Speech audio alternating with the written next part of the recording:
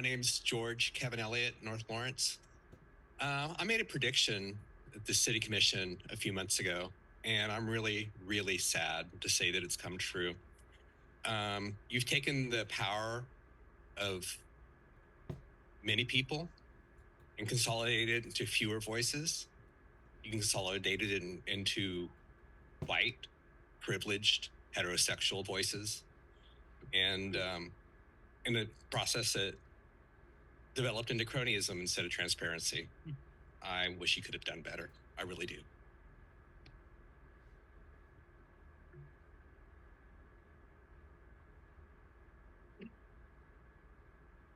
Yeah, this is Chris Flowers, and I kind of back that sentiment when you were all like making your choosing like what you wanted the boards to be. You were making sure you all had a nominee on the board. So you went diversity based on you all instead of being like, well, do we have a low income? Do we have a young person on the board? So I would have liked to see more like you all discussing like, do we have a diverse board as opposed do we each have representation of our own pick on the board, if that makes sense. Also, I'm not sure if I saw it right, but it seemed like the vice mayor skipped over the commission items. Like he didn't ask if does any commissioner have an item they want to bring up. But I just it got me thinking: are you all? Could this be the year you all actually talk about who you want to be mayor instead of just following the tradition of electing? I guess it'd be Mike next, but it's just the past couple of years you've reordered the agenda, you've quit broadcasting public comment, and this was all done to make meetings move along better or whatever. I mean, I forget the exact reason at this point, but it's more efficient meetings, I guess. But isn't that also a determining factor into how efficient a meeting is ran? Like, but the mayor has the power to allow someone to say something. So if inappropriate stuff's being said, what about the mayor's role in allowing it? So if you're gonna redo the whole agendas, quit broadcasting public comment, then I think y'all should look at actually who runs the show instead of just going where you each get a year to be mayor. And I just want to throw that out there, and I think Mayor Lil Johns, I think he's done a decent job, and I would be okay if we had another term of him, and it would bring some, I guess, familiarity with the role where it's not just changing every year. That's the argument I'm going to go with this year. So just really, I hope you all think about it because the mayor does affect how these things are running. So at least look into it. Thank you.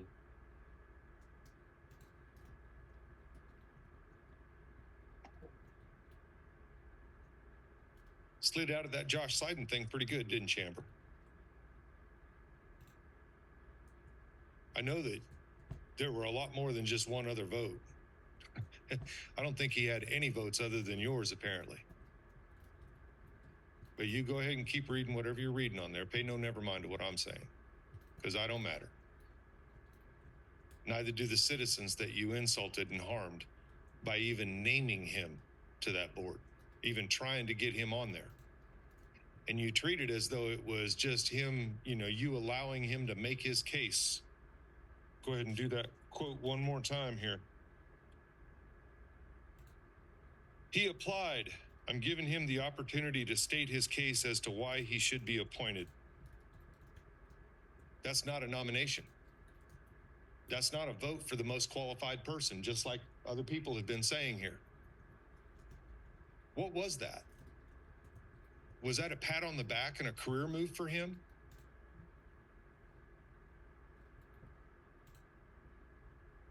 If you want to address it, go ahead. I'll give you my time. You don't want to address it? You didn't want to talk about it when the paper was asking over and over and over. And then somehow they ignore the person that knew. Justin comes in last week and talked about it. Where do you think he heard that from? Fighting for all those underprivileged people, nominating a guy like Josh Seiden. How does that comport? And do you figure that you're going to be able to make faces and trip me off tonight? Not going to happen, Amber. So you can go ahead and keep making all the faces and nodding the head and doing all that. Disrespectful is what it is. Just like your nomination of Seiden to be on the Citizens Police Review Board. It's not like he was going to help it accomplish much, because it really hasn't accomplished anything. Ms. Larson thought it accomplished something, but that was just a lie by the chief. It's incredible that you would do that and that you would let it float out there for 2 weeks while the community is just going crazy trying to figure out who did it and why they did it. And you sitting up there acting, I mean, I'm glad I'm getting all this on video, because it's going to be good to slow it down and just show your responses. That's a arrogance I've not seen.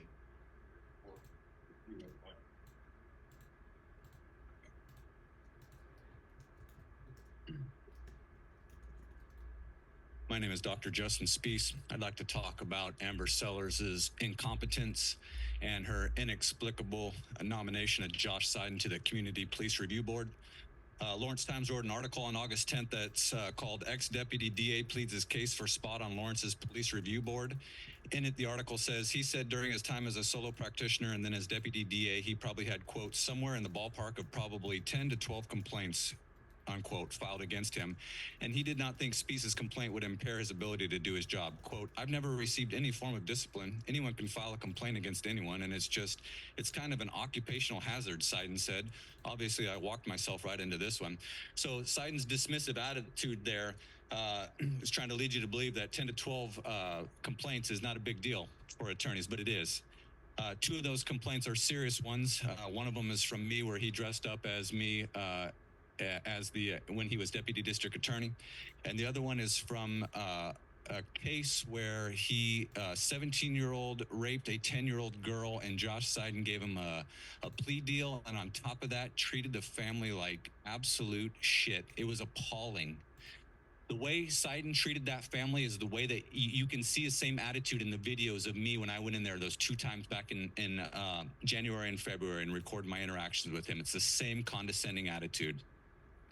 Anyways, me and Michael from Lawrence Accountability have been reporting on Seiden for months now. The local papers completely ignored it intentionally, and so I want to read some of the comments on some of the videos we posted.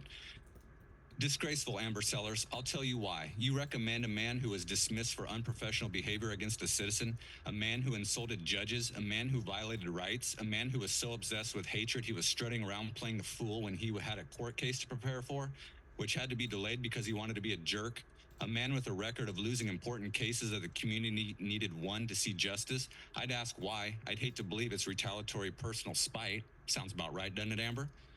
This is in regard to that case of the 10-year-old girl being raped. It's baffling to me that people with knowledge of this tragic event can put forward a man for a position requiring good judgment. Seiden has displayed on numerous occasions behavior that is so deplorable he isn't fit to hold any post of responsibility. What the hell is going on in their head?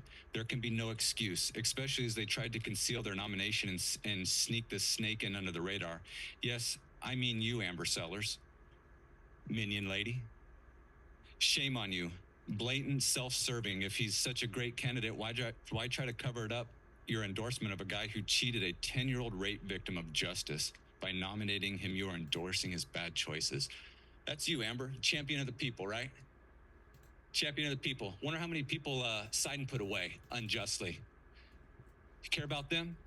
No, you don't. You're a fucking phony. You're incompetent. You're fucking stupid, too. Any other public comment?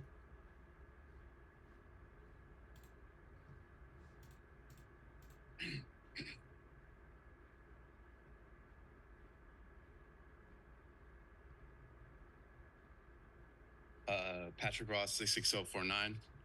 I'd like to address a water bill insert that members of the Lawrence community recently received.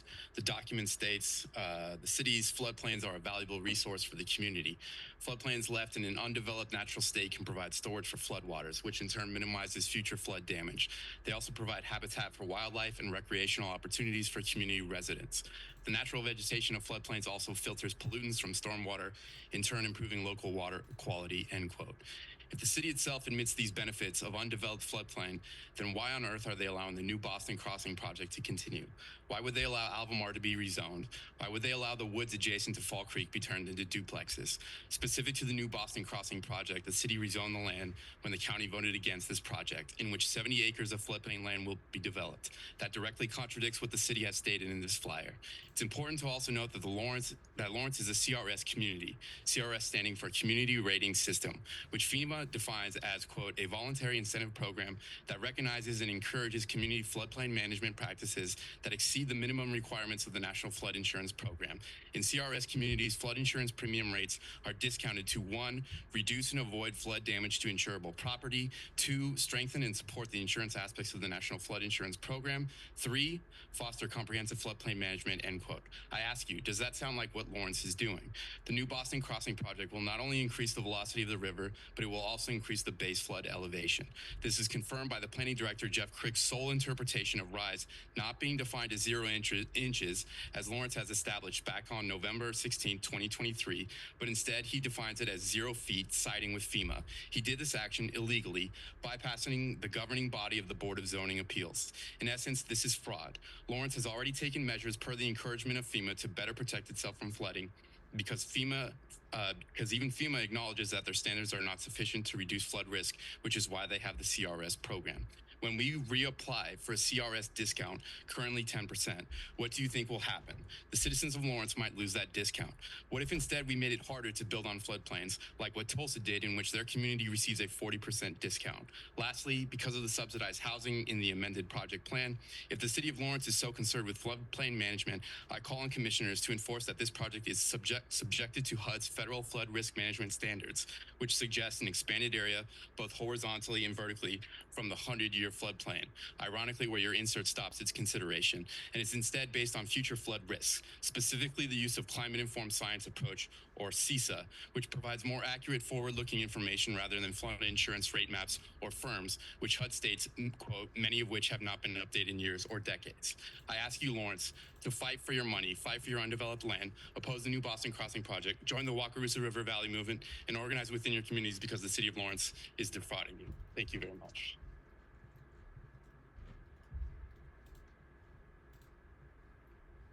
Any other public comment?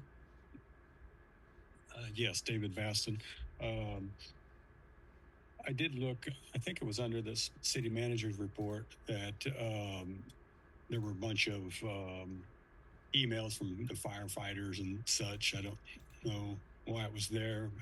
Probably related to the budget, but I would ask that you guys not take away any manpower from the fire department or the any money away from them. I don't know if any of you watched the news report on Channel 41 a couple days ago about the Lawrence Douglas County Fire Department, that they're like 50% over the national average for saving lives on cardiac arrest, which I was one of those people that they did save. So, I mean, if we want to not have our firefighters and police among high up in the averages, that, I mean, if we want to start taking money away from them, we can be more the average across the United States instead of above national average. So I would just hope that you guys can see that and not take away funds from them and move it from another something else that doesn't actually save lives. Yeah, and I just appreciate your consideration on that. Also, I I asked this question last week about the balancing act, and maybe I got to wait till next week, or maybe I got to fill out a request for the information, whether it's publicly available or not, how that turned out in July. I know they had it in May, and then they reopened it for July, and I don't know where to find that data. I couldn't see it anywhere online. But I would like to know what that actually did entail, what the outcome, how many people actually participated in that in May, and then how they participated in July when you reopened it, and what the details of that were. If that's not too much to ask, it'd be nice to be able to see that. Thank you very much for your time. You did.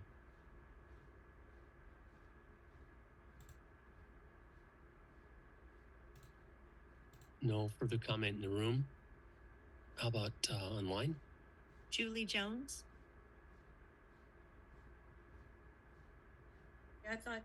I just wanted, I apologize. I got excited there talking about the shelter. I'm concerned about, I recognize it was a mess when Mr. Chisholm stepped into it. But I have accidentally run onto people who are living in the shelter that are sharing with me that they have a bed bug outbreak again. And I have 2 Airbnbs myself, and I service people from all over the world. And knock on wood, I've never had an outbreak of bed bugs. So I don't know, with the money we're giving them, why they have an outbreak of bed bugs. And I guess I need to talk to the board about this. I'm not sure who to talk to that about. So that's kind of my big new beef thing that I'm following is what's really going on out there, because it's not in the budget to look at it to see what's going on. So we don't really know where the money's being spent. I understand that some of the staff is pilfering through the homeless people's personal belongings, and they're afraid to speak up. The staff there is afraid to speak up. They're afraid to cross Mr. Chisholm. And so they're sleeping outside because they don't want to be bitten by bed bugs. And so I kind of do want to get into that, but I just don't know who to go to where I would actually get some answers and not get placated. Thank you. Dominique. Hi. Dominique. Hi, good evening. Can you hear me? Sorry. Good evening. My name is Dominique. 66044 is my zip code. I just wanted to follow up on Patrick's comments about the new Boston Crossing project. This project is slated to come before the City Commission once again, as the developer has changed their plan. So I'd like to preemptively urge the City Commission to seriously consider the consequences of allowing such a plan and deny the new plat and rezonings. As already affirmed by the city, undeveloped floodplains provide numerous tangible benefits, yet we have seen the city approve destruction of roughly about 70 acres of undeveloped floodplain. The Commission will have the chance to mitigate some of that damage in the future. When we joined the CRS program in 2003, we joined a covenant with FEMA that explicitly says that FEMA regulations are not sufficient for us. We were rewarded with a 10% discount on flood insurance. FEMA is not a gold standard for floodplain regulation. It is a bare minimum that FEMA itself recognizes is not sufficient. Otherwise, why would they have a CRS program to begin with? Our floodplain regulations, understood and implemented as they are written, prevent large projects such as the new Boston Crossing from proceeding. This is intentional. We as a community understood that back in the early 2000s that development along our large watersheds creates unnecessary danger and risk. We've accepted this for decades. However, we are seeing erosion of our regulations right now. The planning director, Mr. Crick, initially issued a written interpretation in November last year saying that no rise in flood elevation meant 0.00 inches. However, after a pleading letter in January from the developer admitting that they could not meet our current regulation standards in an implied meeting with the developer, Less than a week later, there was a revision to 0.00 feet. We are now saying FEMA is sufficient, which undermines not only the CRS agreement, but the whole point of our floodplain regulations. We have wholly rejected FEMA being a gold standard for our community. Why are we going back? Why does one developer get to remove years of regulations? When we look at this project from a citizen's point of view, we see that this project either reeks of corruption or embarrassing neglect. One, the H&H study from the developer still increases the flood velocity and the base flood elevation, which violates our floodplain regulations. The initial permit should be voided. Two, the planning department is violating our code by allowing a revision of written interpretation after a Board of Zoning appeal was filed.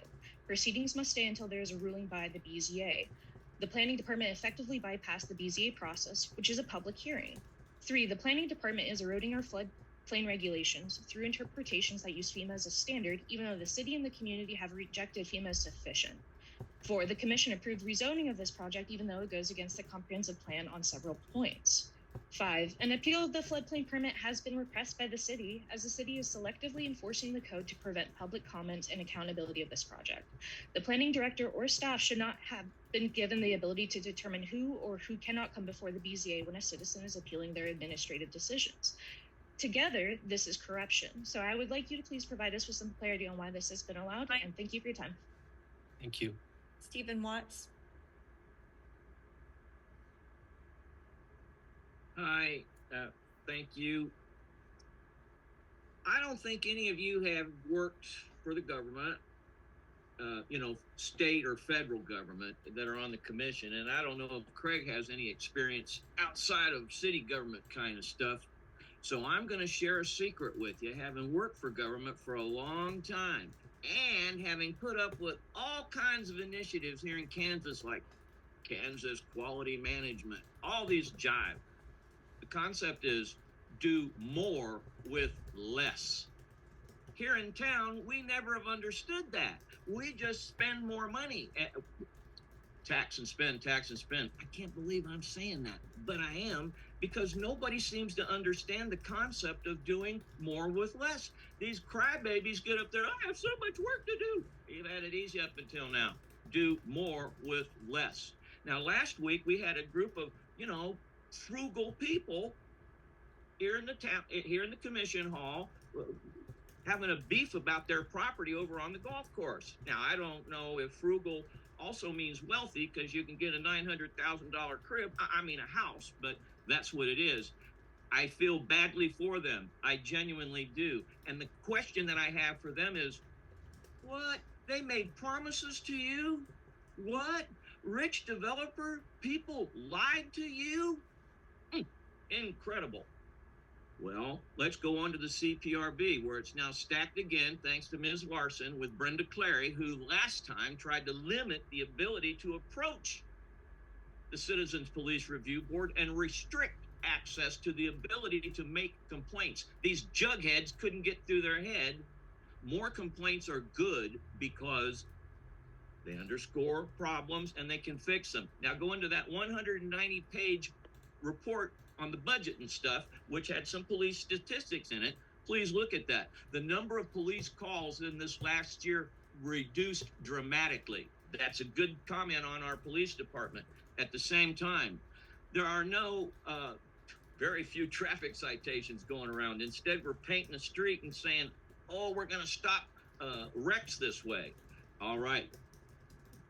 Fewer police calls in last year, according to the statistics in that report, which means there's plenty of police here. We don't need to send 8 guys out to a quote domestic violence thing. People have to learn to do things differently. The old ways are the old ways. This is not the 1950s. That Department of Justice thing, and have some cops over there talking about, the national stuff doesn't necessarily apply to here. And I'm willing to say that that is correct. So since the national stuff, we don't have that kind of violence here in Lawrence, these guys don't need to be walking around the street like G.I. Joe. Thank you. Okay. Thank you. That's all the comment. Right. Good. Back to the commission. Anything to add? Motion to adjourn? Move to adjourn. Second. Motion to adjourn. All in favor, say aye. Aye. Aye. Aye. Those opposed? Motion passes 4-0, I think. Good night, everybody. Good night. Wasn't efficiency, but they did all this stuff for the comment was to shut down the people that are still here at the end of the meeting. You guys have shut down your community by doing that. A lot of people want you to put public comment back where it was.